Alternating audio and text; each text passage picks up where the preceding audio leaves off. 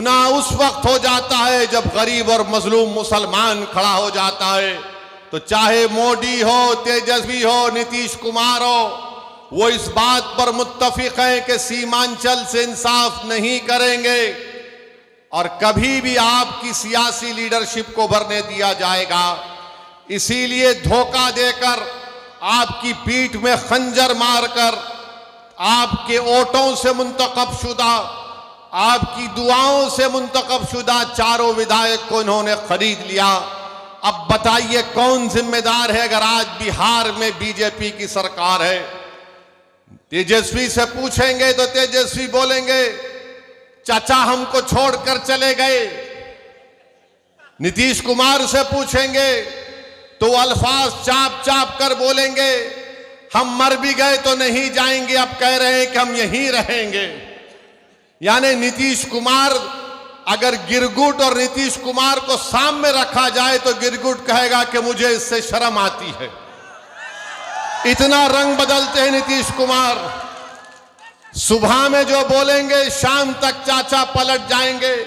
अरे जब तुम सत्ता में तेजस्वी चाचा के साथ आ गए तो बड़ा हाथ पकड़कर चल रहे थे, गले मिल मिल कर बोल रहे थे कि हम ये कर देंगे। बताओ फिर क्या हुआ?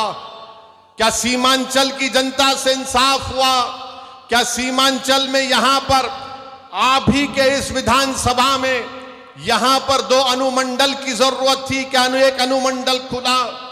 10वीं जमात के इम्तिहानात चल रहे, हमारे बच्चों को तकलीफ होती है, यहां की जनता को तकलीफ होती है, मगर सिर्फ खेल सत्ता का है और सिर्फ कोशिश यही होगी कि कहीं से भी, किधर से भी सीमांचल की जनता से इंसाफ ना हो। मैं पहले भी आपसे कहा हूं और आज फिर कह रहा हूं मेरे भाई, जब तक अल्लाह असदुद्दीन ओवैसी को जिंदा रखेगा मैं सीमांचल की लड़ाई लड़ता था, लड़ रहा हूं और इंशाअल्लाह ताला लड़ता रहूंगा।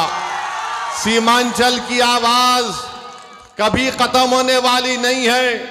अगर तेजस्वी और नीतीश ये समझते हैं कि हमारे 4 विधायकों को तोड़कर तुमने सीमांचल की आवाज को खत्म करके रख दिया, मैं बताना चाह रहा हूं नरेंद्र मोदी को, नीतीश कुमार को, तेजस्वी को, सीमांचल की आवाज कभी खत्म होने वाली नहीं है।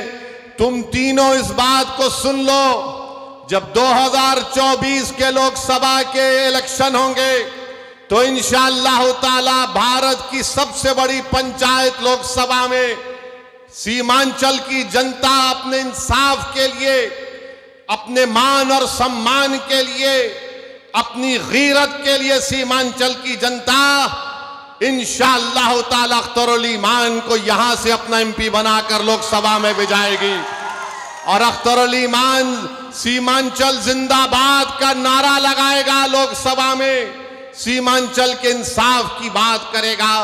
अरे बताओ तुम कब तक धोखा दोगे सीमांचल की आवाम को? तुमने क्या किया? बोलते हैं कि हमने विकास किया। बताओ वो उर्दू टीचर का मसला 2012 से चल रहा है, तुमने कौन सा विकास किया? हमको बताओ, तुमने क्या उर्दू टीचर को भर्ती किया? नहीं किया आपने।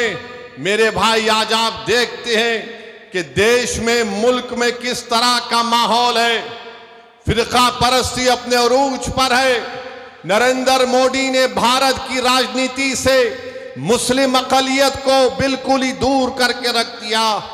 आपकी आवाज कहां है? बताओ, आपकी आवाज कहां पे आपको नजर आती है? ये आपने जिसको अपना एमपी बनाकर कामयाब किया, क्या